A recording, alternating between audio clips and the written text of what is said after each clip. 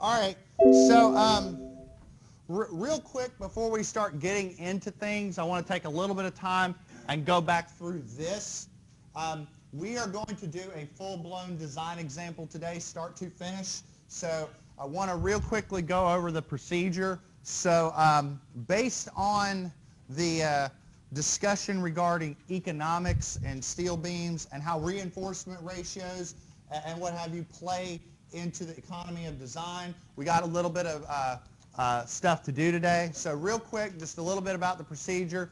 We start off, we don't know what the beam looks like, so we need to assume some beam dimensions to calculate the self-weight to calculate the factored moments on the beam. Now, in some problems, you may be given, assume this is the beam weight and you don't have to go through all this. But if you don't know, then you kind of have to start from scratch. Okay? So based on the beam self-weight, we can go through and calculate MU, a factored moment. From a factored moment, we assume a phi value of 0.9 and calculate a required nominal moment.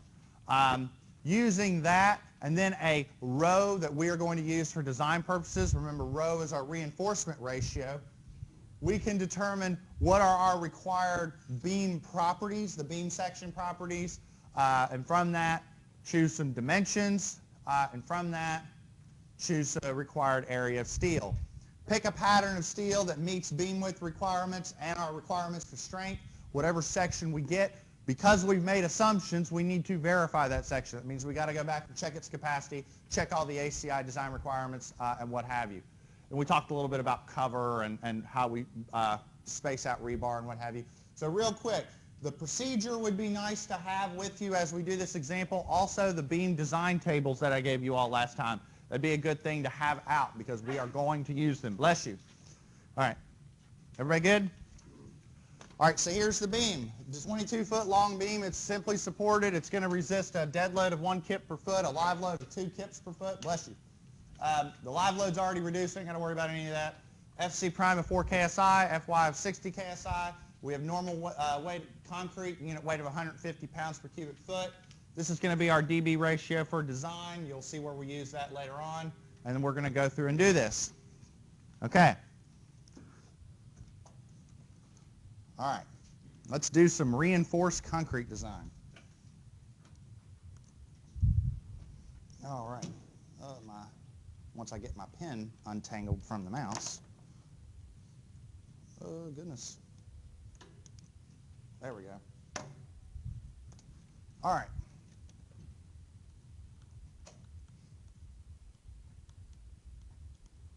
Example 5. Okay. So let's write down a couple parameters so we know that the beam, I'll say beam parameters. How long's the beam? 22 feet. We're subjected to a dead load of 1 kip per foot, and I'll put superimposed, meaning there's the beam self-weight and then there's more stuff on top of it. Excuse me. We have a live load of 2 kips per foot, and that's already reduced.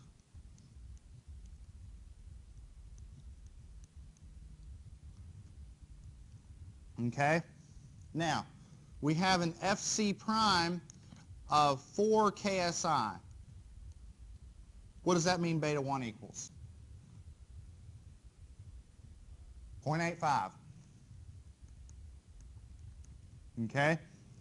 We have an FY of 60 KSI, and we have a unit weight of concrete, gamma, of what? 150 pounds per cubic foot, and later on we're going to see how we can exchange that as 0.15 kips. Well, we're going to use that later on. All right. Everybody good?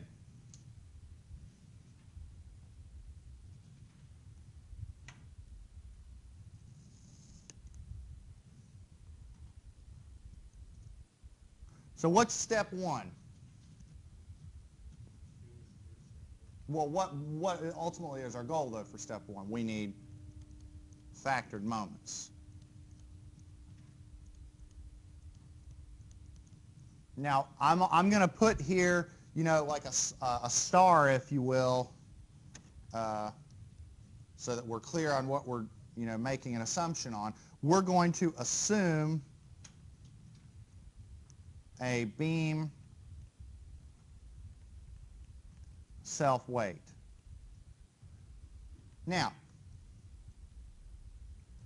we have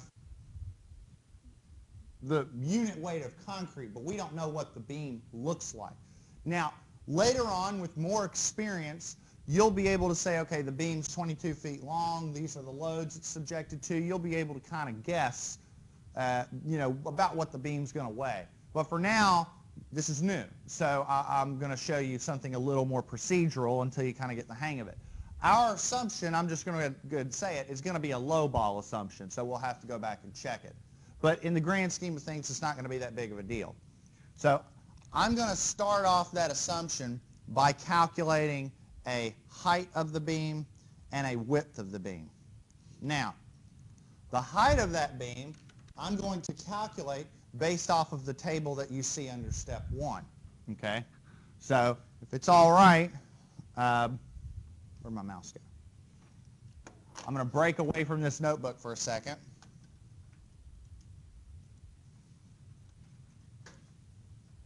And go to step one. Okay? So look at here. These are ACI requirements for minimum beam heights according to serviceability limits.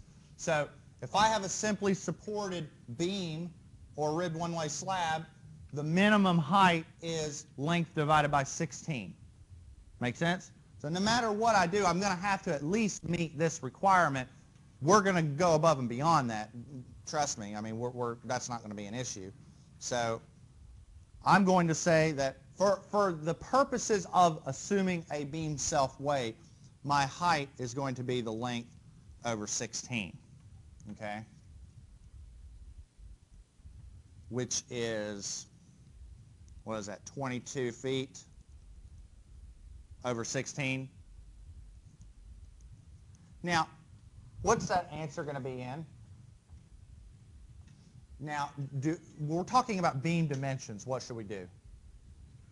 Inches. So I'm going to say 12 inches per foot. So that ends up equaling 16.5 inches. And then for the purposes of assumption, I know I have a dB ratio of 1.5, but for the entire height of the beam and to keep this simple, I'm going to say that the beam is about half as wide as it is deep. So it's just an assumption. We're going to go back and verify all this stuff later. All right. Is everybody good so far?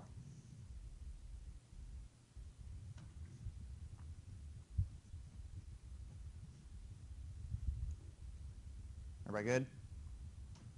Now, we have a density, a unit weight, if you will. I'm not going to lie, I use the words density and unit weight a little interchangeably, and I probably shouldn't because I got to make sure I'm differentiating between mass and weight for all the physics folks out there.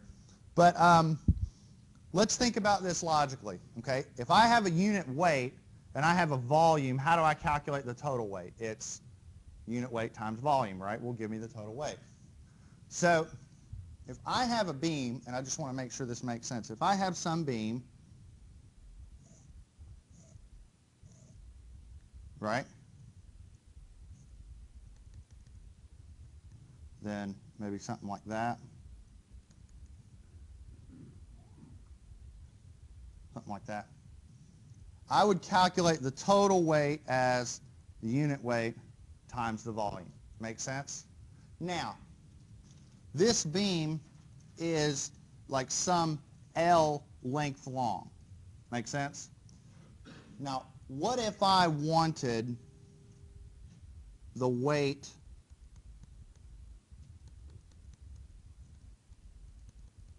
of just a 1 foot segment. How could I take this and modify that? What's that? Exactly. I could take this and essentially say that a distributed weight would be gamma V over the length, right? I mean, how do you calculate volume? Length times width times height, right? And I propose to you that taking the volume and dividing it by the length, that is the area. Does that make sense? So I'm saying that to calculate the self-weight of the beam, which I'll call W sum naught, the starting load, it is the unit weight multiplied by the area, which is B times H. Does that make sense?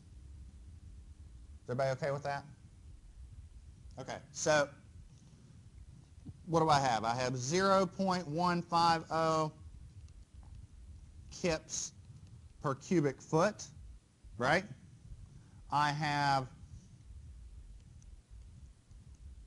was it 8.25 inches and 16.5 inches. What's the problem? Inches and feet. So if I wanted to convert these to feet, what do I need to do? Divide by 12 squared. There we go. So I'm multiplying it by 1 foot squared is 144 inches squared. Well, I know. I'm just being consistent. So I have W sum naught is plug and chug, and you get about 0.142 kips per foot, right?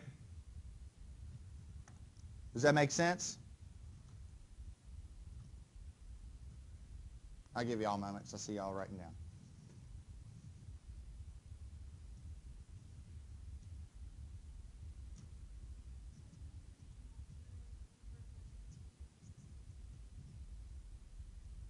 What's that? Yeah, I guess not. I guess you could have kept everything in inches. I was just trying to, I think what I'm trying to do is just make sure that whatever calculations you do in whatever unit system you choose, that you're just documenting your inches. You're right that you probably could have just left the height in feet at this point, divided that by feet. But I just wanted to make sure you all were kind of getting a little bit of a physical understanding of what we're talking about. These are what I would refer to as minimum dimensions of the beam. And I'm saying this beam is about yay deep and about yay wide. But I promise that it will be bigger when we're all said and done. Mentally, I can understand what the 8.25 inches is as opposed to the 0.67 feet. That's just me. Everybody good? Superimpose, that's a good question. Okay, look at this. All right, this table has a load applied already on it, okay? It's self-weight. I'm saying that in addition to the self-weight, there is an additional dead load applied to it. See, self-weight is considered to be dead load because it's always there. So when you specify dead loads, you have to make sure that you're differentiating between loads that include the beam self-weight or loads in addition to the self-weight. So when I say superimposed, I mean in addition to the self-weight. That's a good question. Go ahead. No, go ahead. I thought that the dead load was the self-weight. So what else would you include? Well, okay, that's a good question. All right. If you're talking about dead load on a beam, well, there's the self-weight, but what about the slab that it's supporting? What about the other components that comprise the building? That's a great question. That's a really good question, okay? And there's other stuff, you know what I mean? Like when we talked about this floor system in this building, there's the drop ceiling, there's the mechanical duct allowance, the carpet, all of that. That matters too. That's a great question. All right. That's good stuff. Anybody else? This is good stuff. Okay, all right. So, because I'm running out of room, so.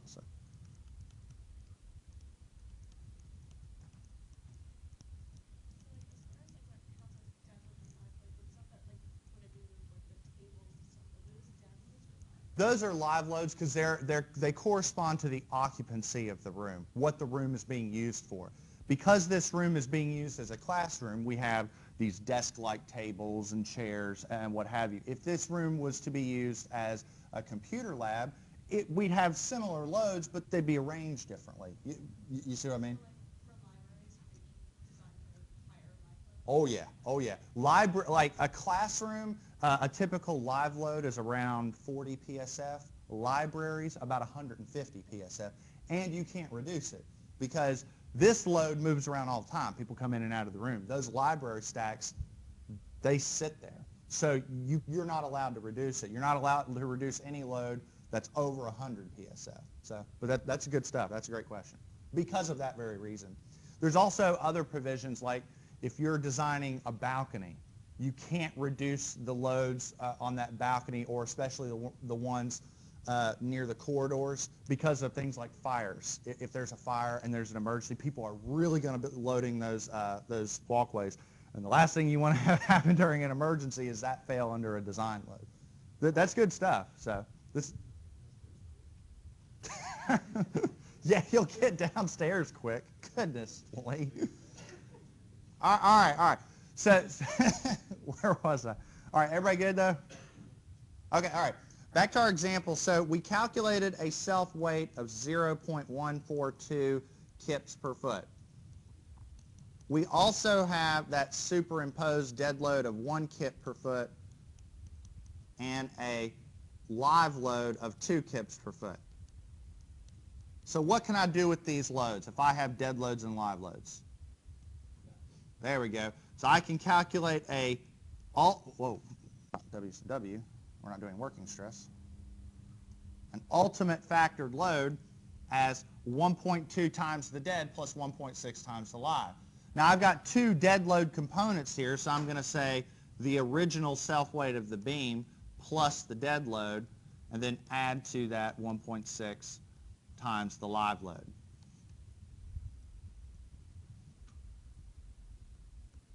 Make sense? So I plug and chug and I get 1.2 times 1.142 kips per foot plus 1.6 times 2 kips per foot. And then that gives you about 4.57 kips per foot. Does that make sense? Now, that's a distributed load, but we're not done because we need to determine the moments. So I ask you the following question. If I have a beam, and that beam is simply supported, and I subject that beam to a uniformly distributed load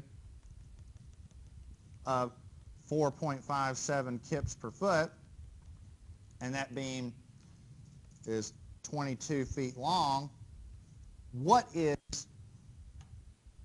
the maximum moment? W all squared over 8. Now, if you didn't remember that formula, where would you get it? Remember that packet I gave you that had all those beam design formulas in it? And plus, you all did have me for structural analysis, so hopefully you can draw a moment diagram, I hope. What's that? Exactly. In structural analysis, you proved to me that you can draw moment diagrams. You don't need to prove it again. So this is 4.57 kips per foot times 22 feet squared over 8, and that is about 276.5 foot kips.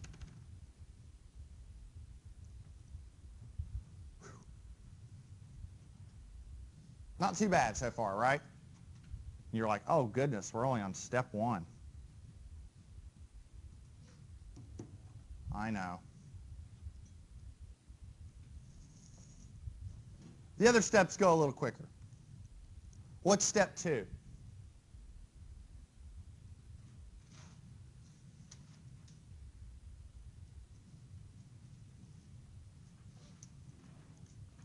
required,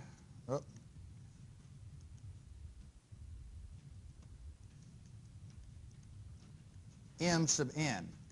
So I want this stated, and I'm going to be very, specific when I do this. I'm assuming what when I do this? Oh, goodness. There we go.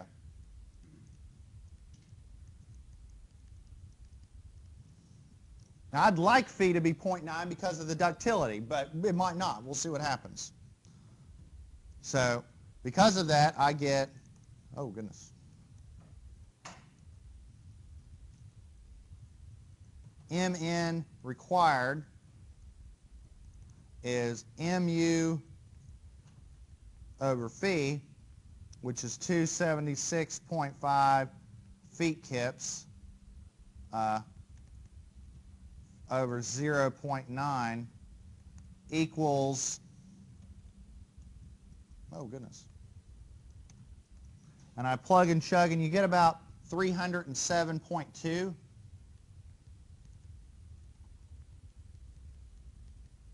Okay? Now, this is going to seem a little subtle, but we're going to need this here in a second. Right now, I'm going to go ahead and convert this to inch kips. We'll use that later. How would I convert that to inch kips? What would I do to it? There's a 12 involved. Do I multiply or divide? Multiply. So multiply that by 12, and you get about 3686.6 inch kips.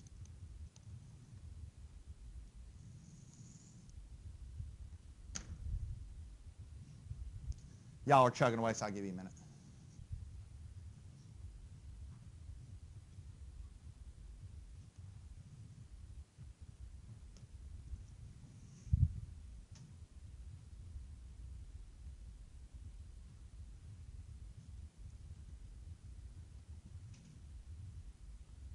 How are we feeling? So far, so good? All right. Y'all need a little bit, or are you good? Okay, all right. So we're done with step 2. Now step 3. We need to calculate a required, or I'll say this. Let me put it like this. Calculate what? We need to calculate a rho for a design. Now, I want to keep this clear. You can use whatever value you want. I'm just going to show you what I think is a very effective and very simple one for design. And I'm going to say that a good value for design is 0.18 FC prime over Fy, which is 0.18 times, what's FC prime? Yeah, as long as you're maintaining consistent units, it really doesn't matter what you use. And then Fy is 60. In this regard, I like to use KSIs because it's less numbers.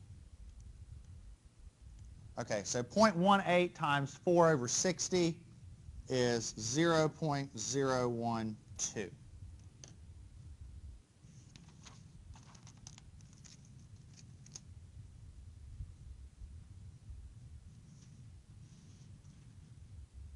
Everybody good? All right. Okay. So step 4 is, do you want me to do I need to go back? Yep. Okay.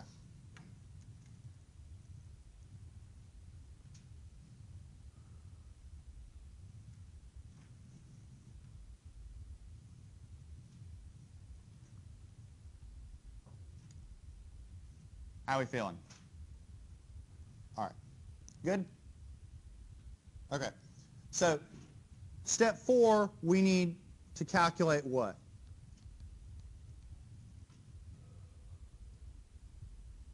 BD squared, right? Okay. Now, keep in mind, we're calculating a required BD squared. BD squared, that is basically going to tell us the size, the required size of our beam. Right? That's what we're looking for right here. So this is a really powerful calculation right here. BD squared required is what? So we've got Mn required divided by Fy times a big fraction. Now, on the bottom of that fraction is rho, and I'll put rho design, times 1.7 FC prime minus rho design times Fy. On the top of that fraction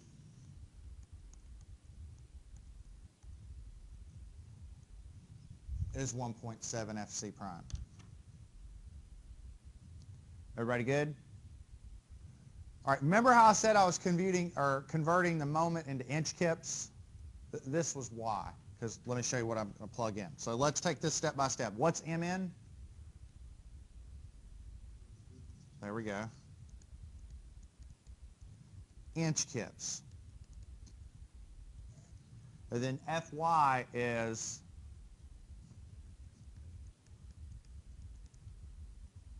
now we're going to have a lot of stuff in here, so I'm actually going to use braces. All right. This is going to be a long fraction. All right. So rho design was what? 0.012, right? Times 1.7 times 4 KSI minus 0.012 times 60 KSI.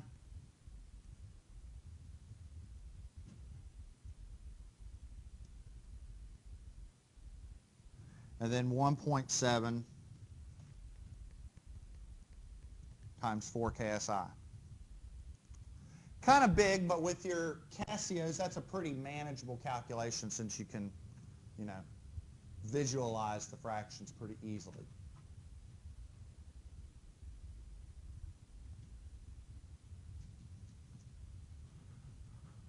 Not too bad, right? Now, you all can verify this if you'd like, but you should get a value, if you plug and chug, of about 5726.6. Now, what are the units? I'll make it easy for you.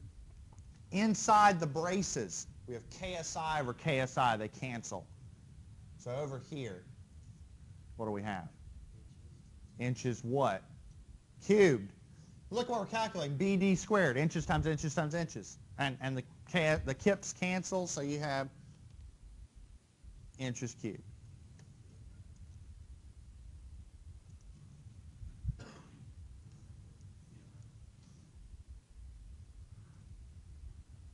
Not too bad, right? This is sort of, it's not technically this, but it's kind of an effective section modulus, if you will, for the beam. Kind of.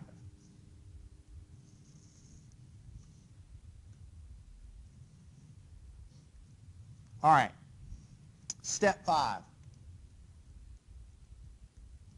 required beam dimensions. All right, now, let's see if you all remember this. From the problem statement, our D over B ratio is going to be what? 1.5. So therefore, D is 1.5 B. So far, so good? So if I want to calculate BD squared, it would be B times 1.5 B squared, right? Which is B times what? 1.5 times 1.5? Does everybody see that? So times 2.25 B squared, which is 2.25 B cubed. Right? Is everybody with me on this? I mean, I don't think I did anything incredibly complicated there, right?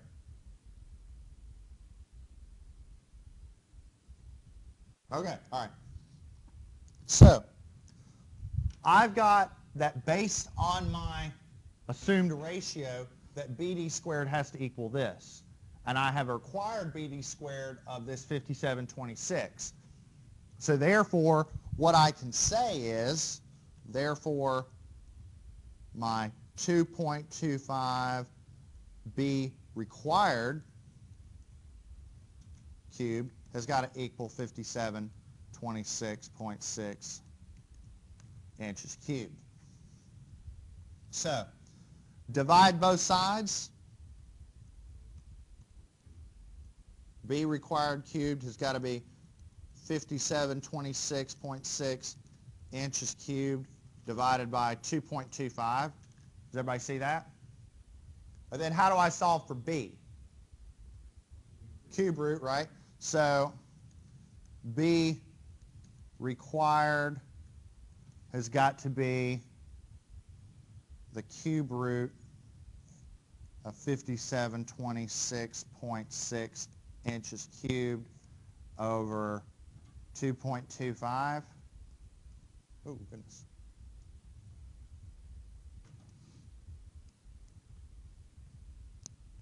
What do we get? 13.7.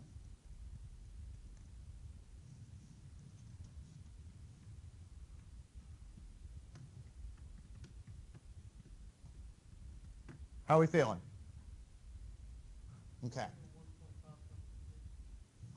We're assuming that the ratio of D and B is about 1.5. That was in the problem statement. You can assume a different value if you'd like.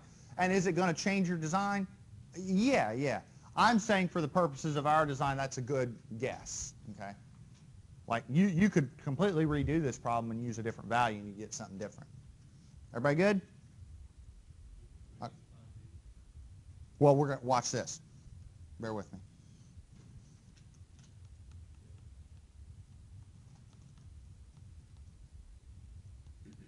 Here's what I'm saying.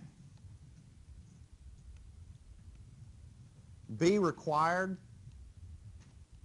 was what, 13.7 inches? I'm saying use B is 14 inches. D is 1.5 B, which is 21 inches. And I'm saying that for cover requirements, take that. In other words, I'm saying that for this problem, we're going to have a beam that's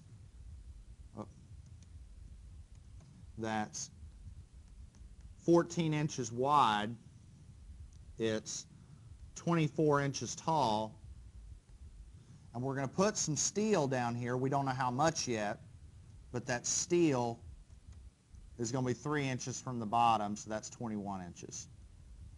That's what I'm saying.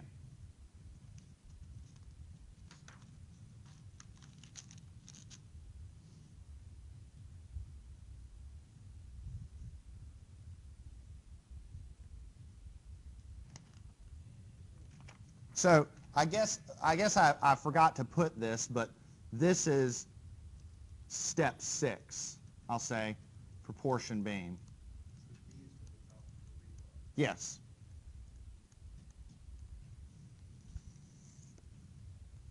Y'all see how I did that?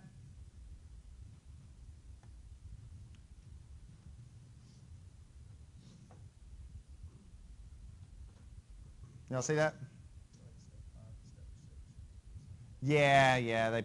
I probably could modify the procedure a little bit. Yes. That comes from, and we'll see this here in a second when I draw the full-out beam schematic. But you have to keep in mind that you've got to have at least 1.5 inches of cover. Then you got to have at least a little bit of space for your stirrup, and then you got to go to the middle of your bar. So a good assumption, if you really don't know what you're going off of, is to just use 3 inches. That's a pretty reasonable assumption for what's going on anyways. It's not the most uncommon chair height either. So. Yes, there is. And it's 1.5 as well. It's 1.5 as well. All right. What's missing? We need our rebar, right? Okay, all right. Step 7, let's compute AS required.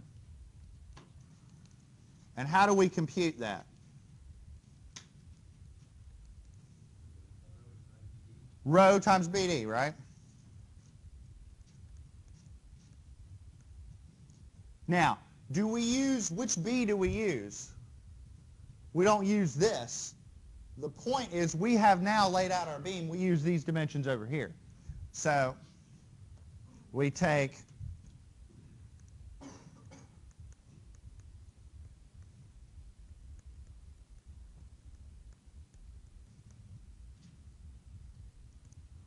that. And we get a value of 3.528 inches squared.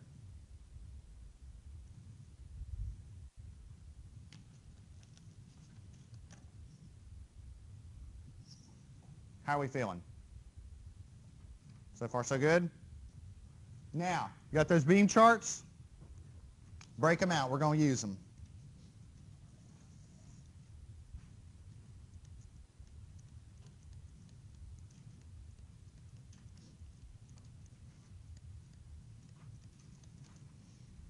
We're going to select our reinforcement.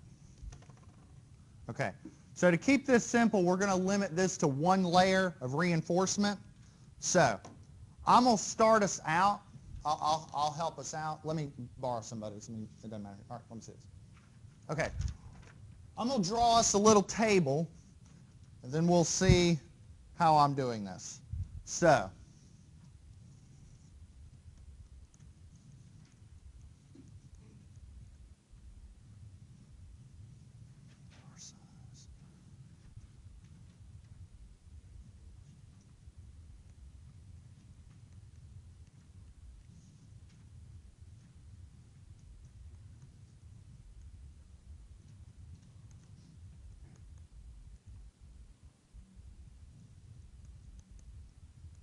okay, now, you'll see where I'm going here in a second. I'm probably going to be a little more elaborate than you need to be on your homeworks and exams, but I want everybody to follow with me on this. So how much steel do we need? What is it? 3.528? Okay, now, I think you see where I'm going with this, Mr. Yukonik, but we'll go through and take our step.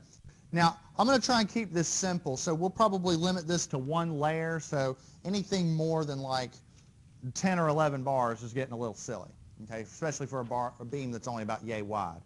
Okay, so let's start off with number 4s. Are we going to be able to pick a selection of number 4 bars that's really going to make sense? No. What about number 5s? What about number 6s? Let's go ahead and evaluate number 6s. All right, so how many numbers, let's start off with number 6s. How many number 6s theoretically would work for our selection or for our area requirement? 8 of them, right? And why is that? Because that is an area of steel of what? Now, let's look on the bottom table. If I use 8 number 6 bars, what is my minimum beam width?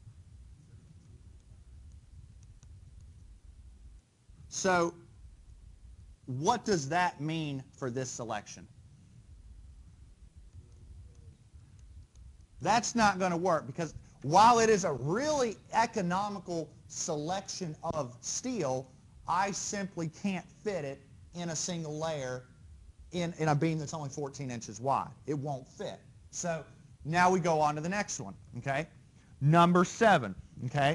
Ooh, all right, let's look at number 7s. How many number 7s would work? 6. And you select that based off of an area of steel of what? 3.61. What is the minimum beam width?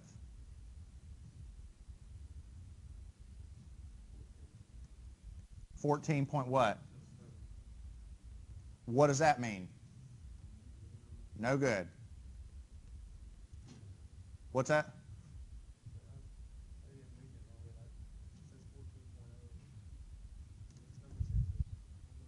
Number 7s.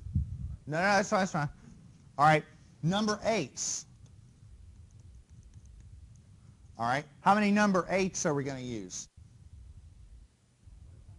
We select that based off of an area of steel of what?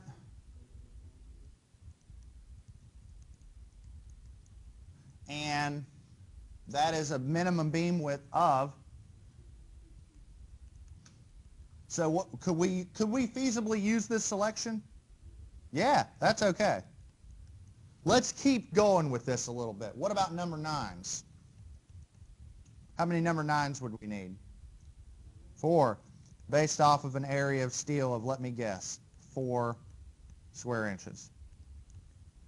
Number 9s always have an area of 1 square inch. And for that selection, we need a beam width of 12.1 inches, so we're okay. Now, at this point, I probably don't need to be filling in the column on the right. I think you kind of see the pattern, but I'm being this descriptive so that you see where I'm picking these patterns from. Okay, so number 10s. How many number 10s? Okay, now that is selected based off an area of steel of what? And a minimum beam width of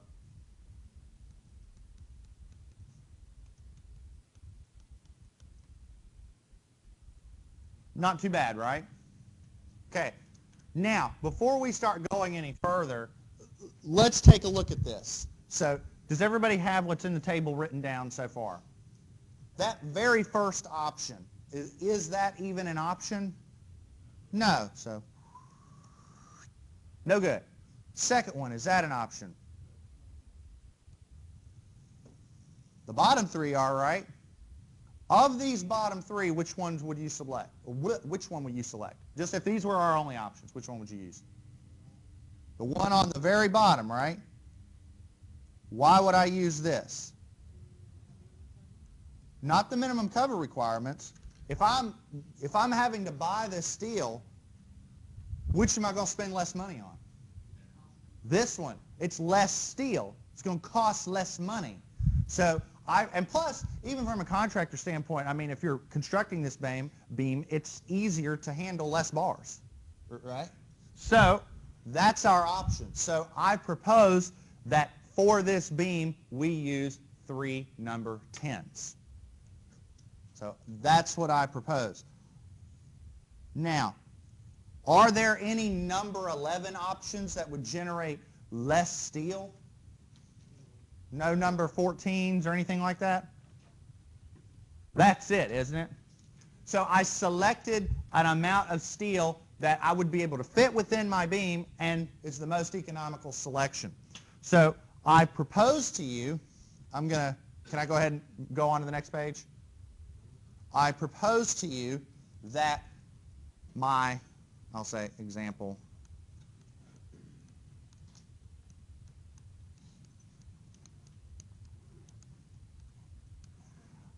that this is my trial design.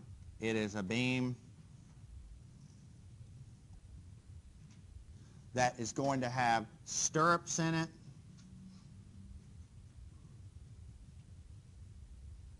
That was a horrible drawing, but we'll live with it. And it's going to have 3 bars of reinforcement. Those are 3 number 10s, and I select that because it has an area of steel of 3.79 inches squared. This beam has an effective depth of D is 21 inches. Its beam width is B equals 14 inches. And height is 24 inches.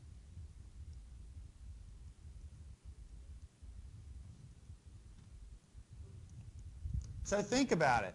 Think about what we just did. We went from absolutely no information about the beam to actually proportioning it. We know the beam width. We know the beam depth. We know how many bars are in this beam. It's 3 number 10s. with an area of steel of, was it 3.79 inches squared. You want to know what we just did. This is reinforced concrete design. We just designed the beam. Now, are we done with this problem? No, because we made two really big assumptions.